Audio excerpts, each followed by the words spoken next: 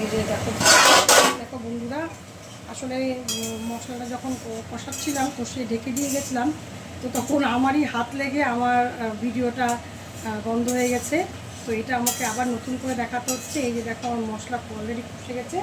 এবার কিন্তু আমি এর মধ্যে জল অ্যাড করে দেব। দেখো আমি এর মধ্যে যে ডালটার যে হালকা জল বেরিয়েছিল সেটাও কিন্তু এর মধ্যে ঢেলে দিচ্ছি।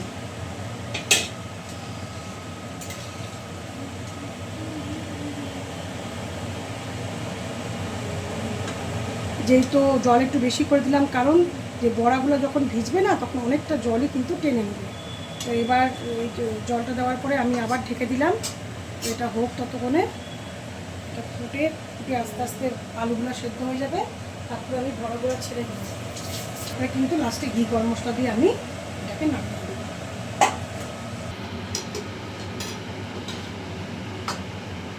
অলরেডি ফুটে গেছে। আলু দেখি, আলু আশা করি সেদ্ধ হয়ে গেছে। হ্যাঁ, আলু সেদ্ধ হয়ে গেছে। এবার কিন্তু আমাকে বড়াগুলো কিন্তু ঢেলে দিতে হবে। বড়াগুলোও কিন্তু ঝোলের মধ্যে একটু মিশবে। এটা কিছুক্ষণ একটু ফোটাতে হবে।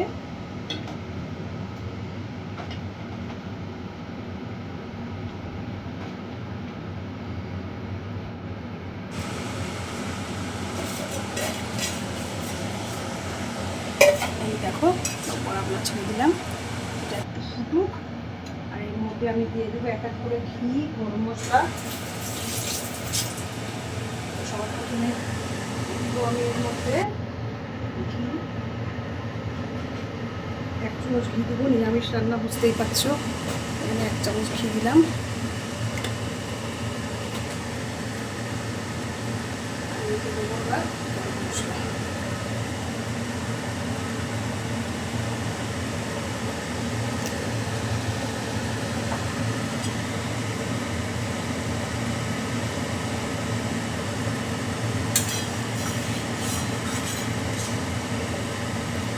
একটু ফুটুক, এরপরে কিন্তু আমি নামিয়ে।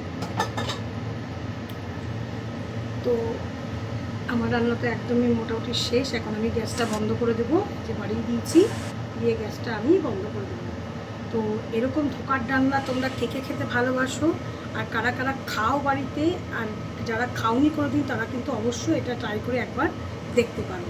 এটা কিন্তু খেতে খুব ভালো লাগে। বিশেষ করে নিরামিষের দিন যখন কিছু খেতে ভালো লাগে না, তখন কিন্তু এই খাবারটা খেলে কিন্তু যথেষ্ট ভালো লাগে। তো তো তোমরা এইভাবে আমার সাথে থেকো। তোমরা কে কোথা থেকে দেখছো অবশ্যই কমেন্টে আমাকে জানিও। আমাকে সাবস্ক্রাইব করো, আমাকে লাইক কমেন্ট শেয়ার করো, আমার পাশে থেকো। তো টাটা বন্ধুরা, আজকের মতো এখানেই শেষ। আবার অন্য কোনো ভিডিও নিয়ে খুব শীঘ্রই আসবো। টাটা।